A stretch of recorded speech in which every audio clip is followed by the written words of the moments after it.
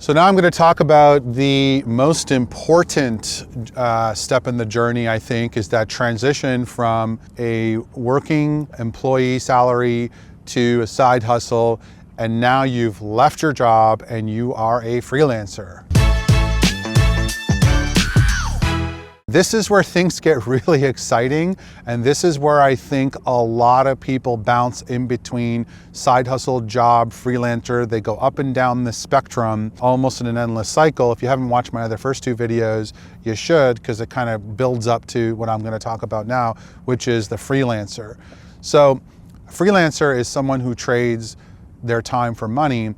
However, the big distinction is their lifestyle and their income is dependent on this, and they have to structure and operate their own environment.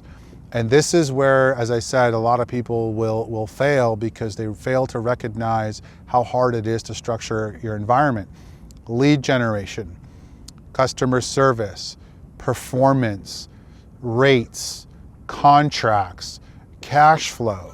These are all things that a freelancer has to deal with. And if you're new to the game and you just stepped out, you got all this excitement that you just quit your job and your side hustle's doing great. Now you're kind of doing it full time, and then reality hits. Well, don't be discouraged if a month, 2, 3 months goes by and you don't generate any money. That's just telling you that you made the right decision, but you got to pony up some of the other areas. So whether it's lead generation, I'm going to start focusing on each one of these subcategories to help you guys be a better freelancer. There's a lot of stuff that goes into becoming a freelancer and being a successful freelancer. You know, my company, Top Devs, we hire primarily freelancers. Some of these folks are earning north of $350,000 to $400,000 a year. And that sounds outrageous, but that's the kind of benefits you could recognize as a freelancer, because your value can be exponentially higher than a salaried employee at a company. And when you're hired, your services mean that they're in high demand. So I will talk about how to generate demand. I will talk about how to service demand. If you're selling products or a service, it really doesn't matter. All of these videos will help you on that journey. The only thing I want you to know is when it gets tough, you just got to roll up your sleeves and push through it. If you go back to just looking for a job, then your mindset is shifting, and you should go back and watch the first video. So as a freelancer, I want to talk a little bit about your mindset as a freelancer, because there's a lot of psychology that goes into being a freelancer. Because you're not getting these steady paychecks, or if you are, congratulations. Now, the next step will be to move up from freelancer, which I'll talk about on the next video. The first goal as a freelancer is to stabilize your income. If you're not stabilizing your income, and 1 month you're making 10,000 and 3 months you're making nothing, and then you're getting 15,000, that's a very dangerous cycle to be in. That means your demand is not consistent. Either you're spending way too much time servicing a client that you don't have time to bring on new accounts, and I will walk you through kind of all those steps to do that. But the first thing you need to start doing at a very high level I'm speaking about is kind of get that consistent income going. Software developers in my space at Top Devs, do a great job of this, because they'll find a 1 year, 2 year project, and they will, stay on that project, and they've got plenty of time to transition in and out, which is why they do so well, right? They're technical, there's some expertise there.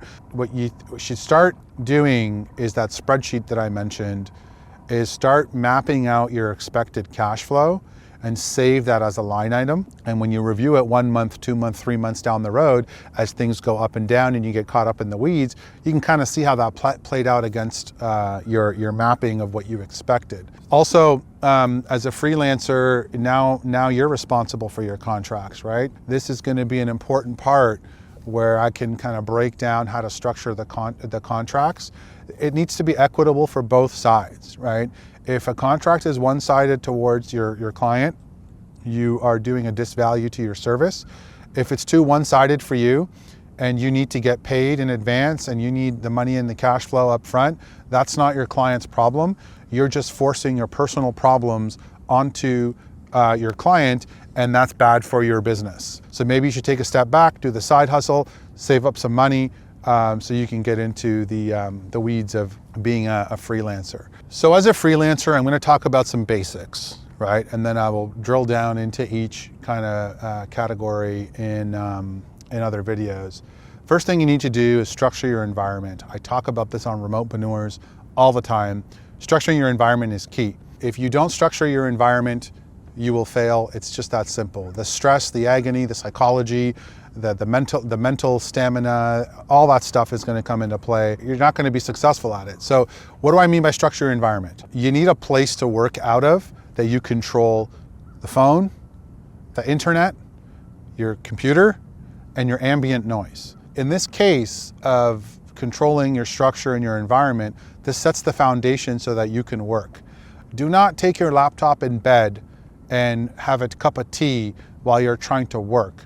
That's not work. Some people do that, but if you're getting your business started, you have to train yourself that you need to be in a structured environment. Now, later on in life, as a remotepreneur, I'm in the middle of the beautiful ocean. It doesn't matter where you work from, but it took me 7 years to get here, and there's a lot of resources at work today for my different entities that allows me to do stuff like this.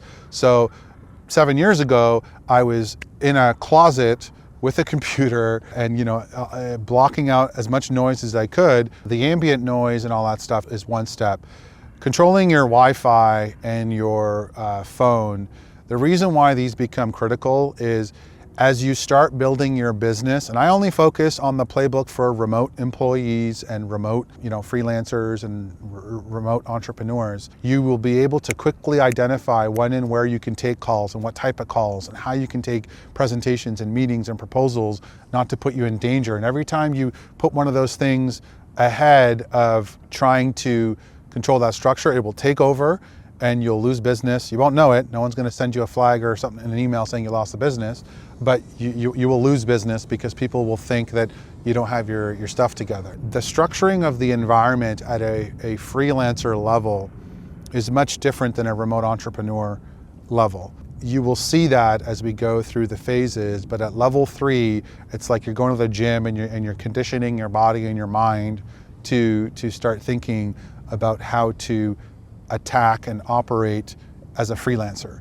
Most people make the huge mistake of, I'm a freelancer now, so I can work and travel and do all my work from wherever. 80–90% of those people will fail. And the reason why they fail is because they don't know how to run a business. And a freelance business is one step up from the side hustle, but now you own your little ecosystem. So as you develop those skills, one of the issues that I see with freelancers is their ego. Their ego gets in the way time and time again that they're worth more in the market than what customers are willing to pay. That sucks for you because if you don't wrap your head around what customers are willing to pay you, that's your ego talking. If you're charging $100 an hour and someone's only going to pay you $25 an hour, the only test you need to do is that person understand and has shopped around, and is their budget dictating their rate? And if their budget is dictating their rate, you may have a situation that you need to address. However, if you're starting out, you take that $25, not because you want to tie yourself into a $25 rate, but because you want to start creating value. You want to create customers. You want to start creating stories about how you've helped other people. If you've helped other people and you have references to other projects or engagements, that's going to give people more confidence. And when you have 5 or 10 or 20 or 30 of these, people will come to you and pay the rate that you ask. But until you create that value in your rate, you're always going to be pushed to the lower end of the spectrum because of competition. Just know that you have to create that value as a freelancer, and mentally don't think that you're just going to work from everywhere and you're free to work your own hours. Total misconception, total BS. And if anyone's ever told you that, it's because they're trying to look good on Instagram or they're trying to look good projecting a lifestyle that they really don't live behind the scenes. And that's really key. At the end of the day, what goes into your bank account is important, not what other people think. That's my talk about on freelancers.